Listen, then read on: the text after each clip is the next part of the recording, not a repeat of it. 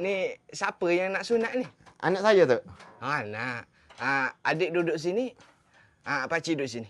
Adik duduk sana. Di sini. Duduk. Tapi dia yang nak sunat, Tok. Dia apanya? Kita orang dah berpakat dah. Pakcik yang tak sunat lagi.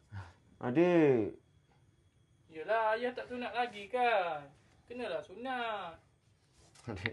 Duduk. Tak apa. Ni nak tanya. Kain pelikat mana? Tak bawa, Tok. Dia yang nak sunat. Kena ada. Adik, pinjam kain pelikat, Dik. Mana boleh. Adik tak pakai seluar dalam ni. Tak apa. Jangan gaduh. Tok boleh buat. Buka zip. Adik. Ini gigi bos. Kulu je besar. Tak apa, duduk diam Adik tolong pegang. Awak teh. Kau mana? Nak sunat pakai apa? Cara dulu dah. Okay, ready. Mula. Buka mula aja. Ready? 1, 2, 3, action. Ini gigi bos. Kulu je banyak. Tak apa. Ni. Tok nak tanya. Tok nak tanya. Nak sunat cara lama ke cara baru?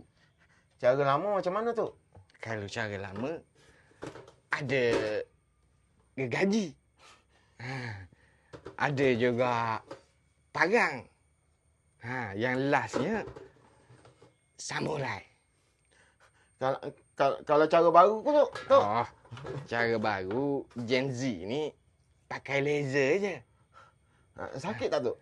Semua tak sakit. Pakai cara lama lah, Tok. Cara lama. Boleh. Adik tolong pegang. Tolong pegang ayah. Lupa dah. Kejap Ready. Okey, day 1, 2, 3. Kejap Tok nak ukur sikit. Kejap. Ini tak sampai 3 inci pun. Adik.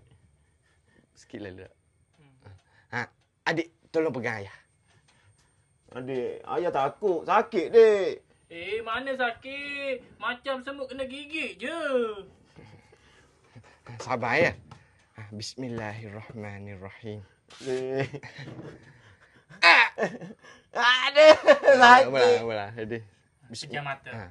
Bismillahirrahmanirrahim. Pejam mata ayah.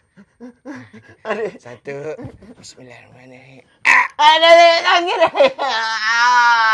Kejap. Tok nak jahit. Sakit, Dik. Dah siap. Pegang seluar. Dah siap ke, Tok? Dah. Pegang.